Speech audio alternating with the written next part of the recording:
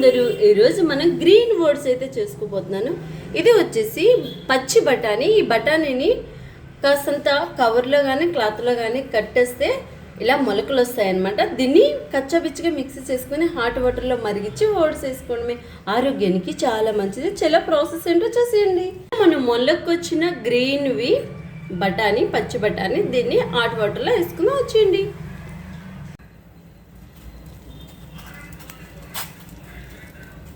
ఇక్కడ నేను ఒక మనిషి సరిపడగా ఓట్స్ అయితే చేస్తున్నాను.